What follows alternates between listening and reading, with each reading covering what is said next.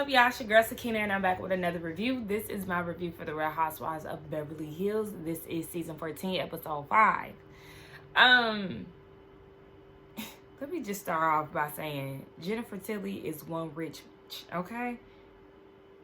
We opened up with her. Well, we opened up with some of the ladies doing their own thing. So we see Garcelle, she's looking at the movie that she produced, and she's looking at her name being listed as the executive producer. She's just soaking the moment in and wishing that her mom was there to see her. Girl, your mama sees it all and she's there with you. So that was a beautiful moment. We see who else we see? I think we see Erica. She is getting ready to, I guess, remodel her room. It looked like her and Kyle are doing the same things. Like, some of the ladies in the cast are kind of having, like, parallel storylines as far as Dorit and Kyle both going through separation. Kyle and Erica both doing renovations, you know, these type of things. And so, yeah, she's doing that, and she was like, man, I'm making these sound effects of dread because of the money. She wants a new house, not a new room. And I was thinking that too. I said, this is definitely time for me to spruce up my environment, change it up a little bit. I'm already working on getting new bedding. I got a new duvet. A few weeks back, I took advantage of some Black Friday deals. And yeah, now I need to get a duvet cover. But my dilemma is I need to find a duvet the color that I want. I'm kind of going like the earth tone route. And so I'm trying to find one that I actually like, and that's the reason why I haven't put the new duvet on my bed yet, because I'm looking for that. Gotta get pillowcases and all these things. Anyway, focus, Sakina. So then we get over to Jennifer, and she's at her house with her assistant, and she's having Kyle and Sutton over. But in her confessional, when Kyle got there, she was saying that, you know, this is her home. This is her playhouse, okay? She has a house next door, and I think this is her house in Bel Air. She has 2 houses in Bel Air, yeah. I guess one is the one that she lives in, and then the one that she hosts in is the one that she films in a lot. She has a Malibu house that is haunted, so they don't really go there that much. She has a place in Vegas because her and her boyfriend, they play poker. She got coin, okay? When she said this is her hosting house, I said, girl, no, that's right. To be white in America is crazy, but that's why we have to celebrate, you know, the bows of the world, and, you know, just the successful Black people who have that and who have generational wealth and stuff, because these white people, they're taking it. They've been taking it. So yeah, they're at the house, and she's putting a little glass of wine or champagne or whatever in the Bride of Chucky's hands. She has a Gaultier dress that's $4,500. The doll, okay? So it's just money, honey. So Sutton gets there, and the 3 ladies, they sit down and have a conversation about Kyle's upcoming party, diamonds and denim. Don't that sound familiar? Didn't Candace do that for her engagement party, and it was a hot mess? Baby, when I tell you, that was a ghetto mess. And then the people was clowning my girl because she had an open bar. Do you know my mama had the nerve? Side note, my mama had the nerve. We had her birthday party last weekend, or weekend before last. And it was at a bar. She gonna say next time y'all should have an open bar.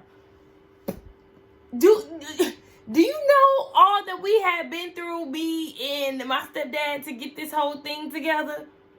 Are you talking about an open bar? No, everybody gonna come and they're gonna pay for this liquor, okay? Because we've done enough. We've done enough, honey. And it worked out because we was pretty much, everybody was buying rounds of shots. So, like, you know, I'll buy a round, my cousin will buy a round, another one of my cousins, my uncle, you know, we was doing it like that. So, shit, it worked out. And we ain't got Beverly Hills money to be talking about some open bar. This not y'all wedding. Now, for y'all wedding or whatever, or, you know, a big event, okay, then we can talk about cash bars. But not today, girl. We done did a lot for this 50th birthday. I was so drained, I didn't even post nothing on Instagram, child. I was just like, whatever. Anywho, yeah, so they're getting prepared for, she's getting prepared for that. And she's saying that this is her first party without Mauricio. and that she doesn't know what to put on the invitations, or Kyle is saying this is her first time without Mauricio. She doesn't know what to put on the invitation. She don't know if she's supposed to put, you know, at Kyle's house or the Umansky's house. Listen, I understand it being weird because this is your first party without him and things like that, but cut the crap, Kyle.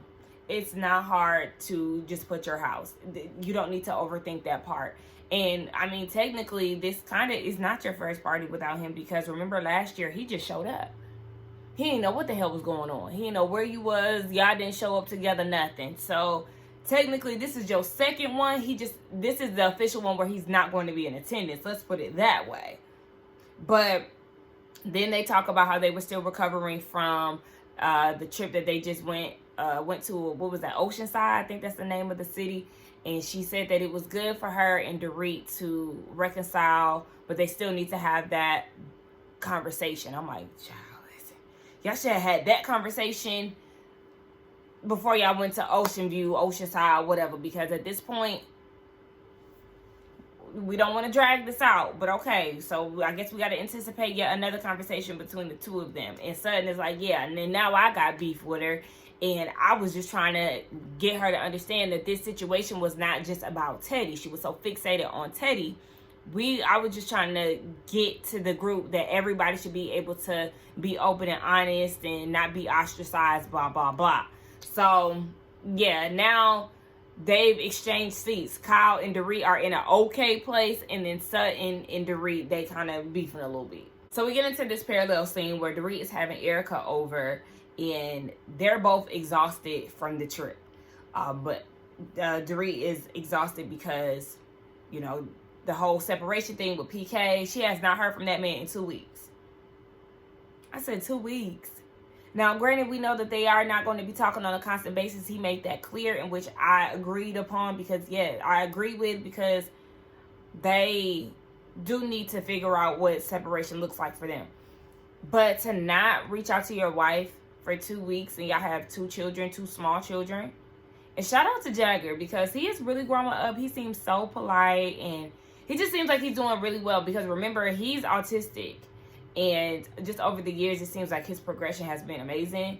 Even though Dorit doesn't touch on that every season like she once was when they first found out. But yeah, PK, that's crazy. But you know what, Dorit, you have been operating as a single mom or a single parent for some time, because PK be going to the UK for long periods of time and everything else. And so you really just been holding this thing down by yourself. So girl, you're not doing anything out of the norm.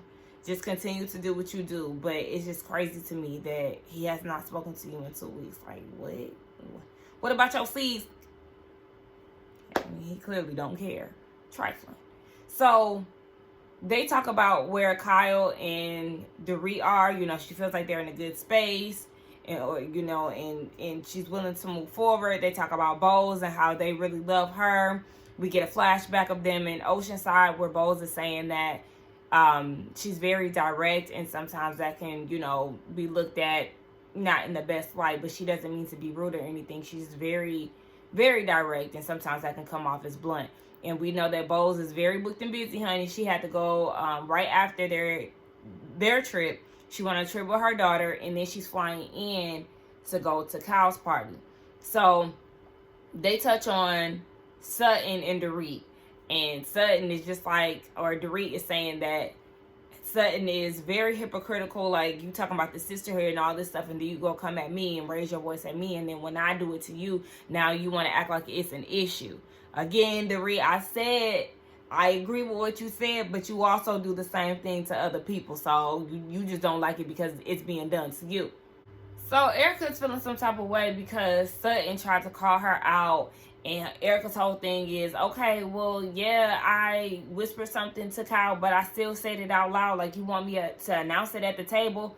Well, I guess according to Sutton, yes. But the issue that I have with you, Erica, is the fact that, yes, you try to play neutral, but you really playing both sides, sis. And that's, no ma'am.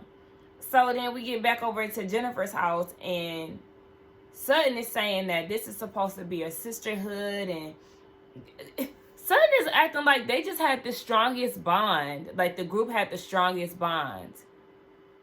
I don't really know where she get those feelings, and it looks like Jennifer was on the same page as me. Like, girl, since when y'all been this whole sisterhood and everybody been super close? No, you've had your groups. You and Garcelle was holding it down. Then you had Lisa and Erica, then Dorit and Kyle, even though they was kind of a group, they was all a group at one point, but the group got broken up. And so it's like, something, where is all this sisterhood crap coming from? I need you to stop with that. And then she getting frustrated because in the midst of her, being on her soapbox, the alarm goes off on one of Jennifer's clocks, and she's like, hey, it's one of my antique clocks, and it used to be Cher's. Girl, Son ain't trying to hear that shit. She trying to get out what she need to say. But to me, Son, what you saying is a whole bunch of bull, because I don't care about this sisterhood crap. So we see Garcelle. She is preparing to make some moves and move some things to her Malibu house. And we haven't really heard too much about it. I want to say last season we didn't hear that much about it. She may have mentioned it, but it wasn't in the forefront of her storyline. And so she has Sutton and Ivy coming over to help her move. Sutton is renting a U-Haul, and, they're going to do it themselves. Ivy was like, child, what? Like, Sutton and volunteered him for his services, and he ain't even know. So they get there, and Sutton is all dressed up in her moving outfit. She looked cute. And so they move some things, and they head out to Malibu. The house looks really nice. It looks really nice. And for Garcelle to do all of this, that's a big accomplishment. And Sutton is singing her praises in her confessional, and she's, tearing up. She's just amazed by the work that her friend has done. And Garcelle was sitting with Sutton and was like, Jax was saying that I've already given them an amazing life, and I did all of this as a single mom. And, she's just not used to stuff like that. I said, oh, okay, Jax said, you better be giving your mother her flowers, because last season you were saying that you don't need a mom X, Y, and Z. So, yeah, that was a good moment. I enjoyed, that whole scene. So then they talk about the whole sisterhood and the dynamic of the women and how everything is shifting, how Sutton and Dorit are added when just moments before they had a heart-to-heart on the boat, and she said, she wanted to be there for her in regards to the whole divorce process with the kids, and if she needs financial advice and all these things, Sutton wanted to be there for Dorit. And I feel like you can be there for Dorit. Y'all's beef is not that deep. Y'all just need to have a little one-on-one conversation, and y'all can, swipe the slate clean. But Garcelle was like, so when I made that comment last year at the reunion about Dorit and the whole jewelry and robbery thing, I don't think that she was necessarily in on it, but I feel like she was at the wrong place at the wrong time. Her house, Garcelle, girl, you being nasty. You think she wasn't supposed to be at home in the middle of the night? I need her to go into further detail, which I'm sure she is because it's commercial break. But girl, I need you to go into further detail with this whole thing, because what you mean by that? And let me make this clear, okay? Let me make this very, very, very, very, very clear.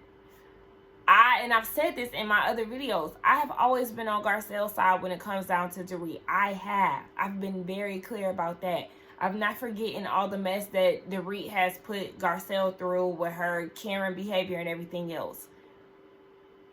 It's just this season, she's coming at Dorit when, she's trying to find her way into beefing with Dorit again. It just seems like with all the stuff that you've been through with this lady, that you wouldn't even want any more drama. Like, yes, it's already established that y'all don't like each other, so stop inserting yourself. Let the Whitey ladies argue. Let her and Kyle, they're doing their thing. I look at it from a separate lens. Like, yes, am I team Dorit when it comes down to Garcelle? No. But I am team Dorit when it comes down to her in this Kyle beef. These two things are two separate situations, two separate people. So, yeah, I'm going to let Kyle be eaten up by Dorit. But when it comes down to Garcelle, just sit this one out because this isn't your battle. And yes, Kyle was the same one who was laughing and giggling when it came down to your son getting cussed out. You had your own issues with Kyle. So I don't understand why you're basically backing Kyle up when it comes down to this beef with Dorit, because know that Kyle would not go to bat for you if you was beefing with any of the girls in the group. So let Kyle's issue with Dorit be just that. You don't come in between that. That's all I've been saying. It's seeming like a reach, like she's looking for a problem with Dorit, and it's like, you don't like her, that's fine. Just let that be what that is. But stop trying to cape for Kyle. Erica Jane is at the house and she's having her therapist, Dr. Jen, over, and she's like, I'm just revamping this whole house because she was there for 4 years, and she said the past 3 years she was just basically hiding out. Every time she would go outside, she was getting snapped by paparazzi and just all these things. And so she wants that to basically just be a place of peace, tranquility, and all those good things. By the way, that's what my name means, y'all. So if anybody was ever wondering, where the name Sakina comes from, what it means, and all of that, it literally means peace and tranquility.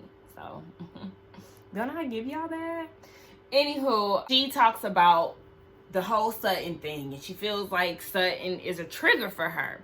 And Dr. Jen said that's because you don't really do well with shoulds, because she was saying that, Sutton felt like she should have said how she felt to the group.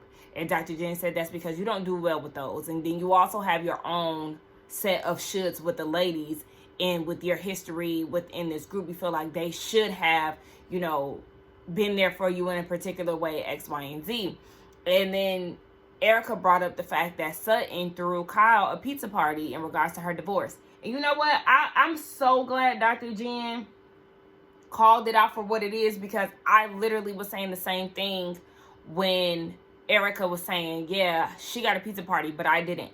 Because there was a lot of drama swarming around your divorce, girl. Your husband was stealing his client's money.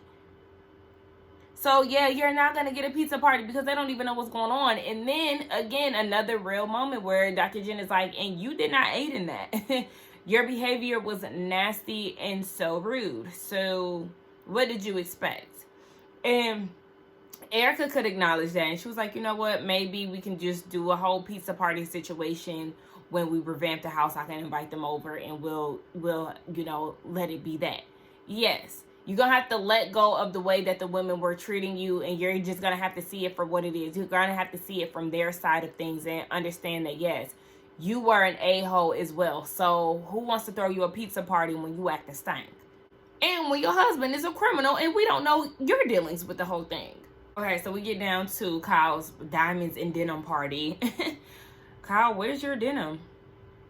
You have on leather. And I don't really see any diamonds around here. So, yeah. And then we have Camille Grammer coming in, and she looks a cheap-ass mess. Girl, I mean, she trying to stick, with the theme. She got on her diamonds. She got on her denim, but it was executed poorly. I said, girl, this is ugly. This is ugly. And so Kyle was like, this is an adjustment. I'm trying to get used to this. This is my first party without Mauricio. He's over there with his bachelor pad. And Camille is like, oh, yeah, with the whole midlife crisis, with the young girls and, all this. So in her confessional, Kyle introduces a new confessional look. It looks nice. She says that she feels like Camille is projecting and that her situation doesn't look like Camille's, even though it could be worse. Projecting where? Like, Kyle, you act like can't nobody say about Mauricio, and it's annoying. Girl, but aren't you the same one who was saying that, yes, they are, he doesn't have any responsibilities. He's over there, doing his bachelor thing, enjoying life. And so, yeah, it is giving midlife crisis when you sitting there dealing with all these young women and all this stuff. Yes, he's been in the public eye with other women and things. So I don't understand why you get into this protective mode when somebody says something that is not all butterflies and rainbows in regards to Mauricio. Girl, please stop trying to act like y'all situation is so much better than other people's. And yes, it just might be, but that does not mean that people can't have their opinions about what y'all have going on.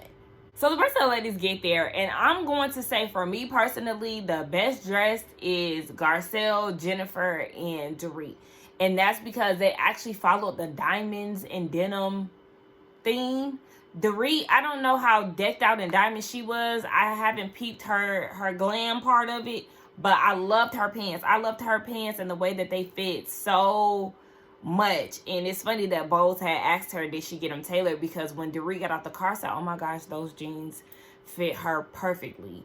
But she said no, she didn't get them tailored. The whole look was vintage and it looked really nice. I loved her look. I just wish the bling part would be a little bit more prominent, but not too much because you don't want to ruin the look. But I don't remember her bling blah wow being, you know, out there. But Jennifer and Garcelle, they really got the, you know, the glam part of it. So they have a tattoo artist there. Garcelle's going to get tatted. Bose is there. She's fresh off the plane from Brazil. She went to Brazil for her daughter's 15th birthday. They do these presentations and you see the flashback. Her daughter wants to reach all of the continents by the age of 18. And I did see that her daughter did a presentation on her Instagram the other day for what she wants for Christmas. I think she said she wanted a DJ set and then she wanted a PS5. And so it's funny because last night my little brother texted me and was like, can I get $20? Dad bought me a PS5 for Christmas and he trying to get some game while it was on sale. I had to make him work for it because I told him, child, you only hit me up when you want something. He used to call me when he was younger, you know, just to run his little mouth. But now that he older, he don't really, you know, got me to do for real. I have little siblings. So my little sister is 14. That's the baby. And then my little brother is 14. It's 17. So yeah, he don't really have me to do, child. I barely see him when I'm in town. I barely see any of my siblings. Like my little sister, she the only one who will actually spend time with me when I'm in town. The boys, child, please. Anyway, yeah, I just thought that was funny that she was asking for a PS5 because my little brother. But Garcelle is getting tatted. She's getting 11/11 on her wrist, and Sutton is there with her. And Garcelle goes into the story about how she wants to be closer to Kyle because they're going through similar things, you know, about to become empty nesters and stuff. And that's what she tells Sutton about PK hitting up Kyle. But what happened to the whole, I think Dorit was in the wrong place at the wrong time situation? I thought they were going to resume that after the commercial break and they didn't. I don't know. Ugh. So, and that wasn't even in regards to what I'm about to talk about, but for Garcelle, she said that would be an issue.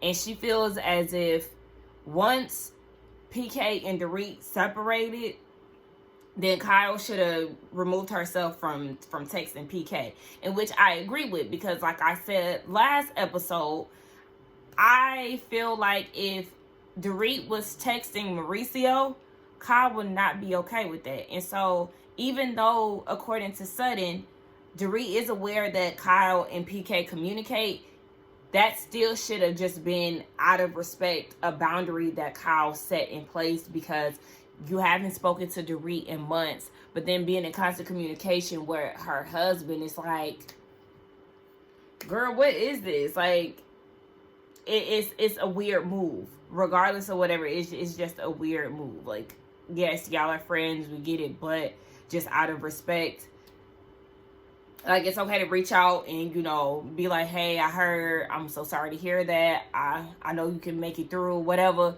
But to be in constant communication with him, I just feel like that's something that a line should be drawn there.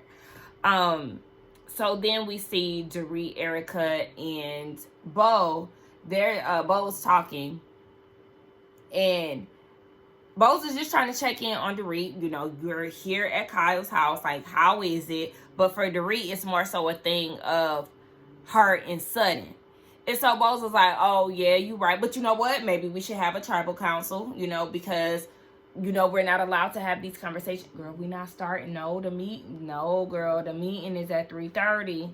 Let me mention that to her, girl. Get out of there, Lisa. We were supposed to have a meeting at 11 that got moved to 3 o'clock, and my one of my coworkers then started the meeting. Girl, no. Let me message her. Girl, get out of there. Anyway, so, yeah. Since they're not allowed to have side conversations, Bowles was like, oh, let's just call the group all together. She said she does like the idea of them all having conversations together, but it's not realistic. They even showed a flashback of Garcelle confronting them about Bowles and Dorit having a long private conversation at the table. And just like Bowles said, everybody is not meant to be in a conversation. Like, girl, what? Garcelle, the fact that you even said that, girl, it's okay. Like, if you want to get to know Bowles, that's fine. But also, set up your own time to get to know her. But, yeah, so at this point, they all get together, and Sutton is just sisterhood, sisterhood, sisterhood. I'm with Erica, girl. Shut the fuck up. We don't care about this. Like, Sutton is doing way too much and trying to be the leader of this whole thing. Oh, Erica even spoke with Dr. Jen about that. How Sutton has this, like, she tried to make it seem like she had a personality disorder, and I'm not even going to put that on her. It's just more of a thing where Sutton does have an insecurity. I agree with Erica when she said that. She has an insecurity, a feeling of being left out, and when she has these feelings, she tends to lash out. With the whole last season, with the not being called on stage, she wore pants and feeling some type of way about it. Oh, now you didn't get your way, even though you had your ones in your bag. Now you're too prim and proper. You're on the board of American Society of Ballet and all this BS. Sutton definitely has these insecurities, and she does lash out. So I agree with Erica, but Sutton, we over this already. Girl, shut up. Now, Erica is trying to tell Sutton that she is volatile. And for me, I feel like, pop me kettle, but okay, because, you know, sometimes you are volatile too. Have you seen yourself for the past couple of seasons? But Dorit pretty much backed her up and was like, yeah, you know, you can be pretty inconsistent when it comes down to how she is. When she's stressed, she can overreact. Dorit, you overreact too. A lot of them do the same things that they're calling each other out on, but Sutton, yes. We're focusing on Sutton, so yes, I do agree with what Dorit is saying. Because even in this moment, Sutton is getting loud, and she's coming, my camera cut off, but Sutton is coming off hostile. And then she's also a bit condescending, because now she's like, well, I'm gonna talk like this instead. Like, girl, that's not even necessary. The thing is, how you talking about all this sisterhood, sisterly, we should be open and honest, blah, blah, blah. But then you keep coming at them crazy. Like, how do you expect people to receive that? Erica and Dorit are trying to get Sutton to understand that, girl, like, you are inconsistent. You do too much.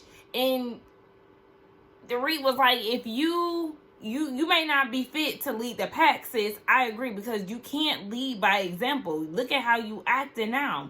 And then Sutton talking about, well, this is as real as it gets. Is it? Like, you doing a lot. And then she was like, Dorit, you don't even be listening. That has nothing to do with what we talking about. You're the one that's not listening. At this point, they're trying to get you to understand that your delivery is essentially whack.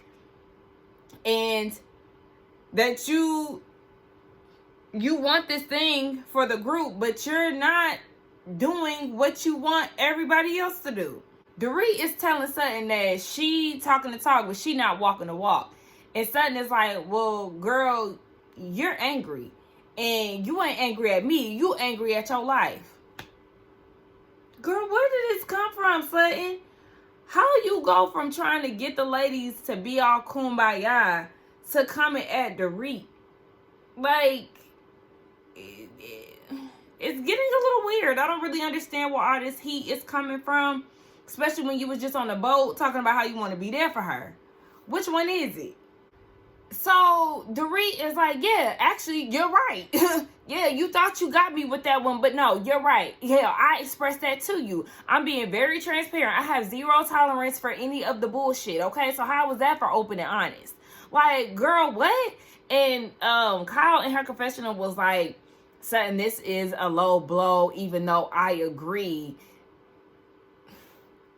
And why do you agree? Because, I mean, what Sutton is saying versus what Dorit is saying, like, it's Sutton being weird right now. This is not on Dorit. So Kyle, I don't understand why you say that, because if that's the case, the same could be said about you. The way you be lashing out and shit and crying and being all extra and taking your stuff out on Dorit. Look at how you handling her. Yeah, it's because you are upset with where you are in life right now. So what the fuck is you even talking about? Like, shut the hell up. I just felt like this whole thing was so unnecessary, and sudden you look weird. You look crazy. You sound crazy, and you're doing too much. You just proved the hell out of their point, of Erica and Dorit's point, about how you are inconsistent with your personalities. When you feel left out of something, you overreact. When you're stressed, like, girl, Exhibit A, all in, like, literally in the flesh. You look crazy. Bose is looking at you like you crazy. Jennifer, in her confessional, says she agrees that you are volatile. You look a fool. And at this point, I'm starting to wonder if this season is going to be like a turn of events when it comes down to Garcelle and Sutton being like the fan favorites, because, you know, they've been holding it down. They were definitely the duo who was doing the girls in. But now it just seems like some of their actions just reek of, I don't want to say desperation, but it's like where it reeks of confusion. Like, none of us really understand what's going on between the two of them and why they're acting the way that they're acting. It's making them look bad. And again, don't come in my comments talking about, yeah, but Dorit did this to Garcelle, because I know. And again, I've been on her side when it comes down to it. But they both are coming at her in a weird way, weirdly unprovoked. In 1 minute, yeah, you want to be there for her. Then the next minute, you want to be down her throat. So you look crazy. Okay. So now Sutton is saying, you know, on the bus, Dorit, I was just trying to get you to understand that it wasn't about Teddy, that it was just more so about how we should be able to confront each other and still be there for each other, whatever. And Bose was like, I mean, but you can't sit there and say that and then weaponize what somebody's going through. Now Sutton want to act all lost. Who's weaponizing? Girl, you. You just said that Dorit is angry with her life. Like, she's in here being open and honest with you as you required, and then you went and threw it in her face. So then, out of nowhere, here comes Camille. Unwarranted, nobody sent for her. Oh, well, you know, a few years ago, my house burnt down. I lost my assistant, all these things. I didn't get any empathy or compassion from mainly you, Dorit. It sounded like it was like a group situation, but then she directed it towards Dorit.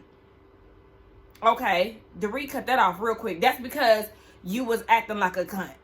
And I don't need nobody acting all surprised in my comments, because black people, we don't give a damn about that word shit. That don't have no effect on us. But yeah, Dorit is like, girl, you know I said that as a joke, and now you sit here trying to play on it. And in her confessional, Dorit is like, I once regretted calling her that, but now I feel like she is a fucking cunt.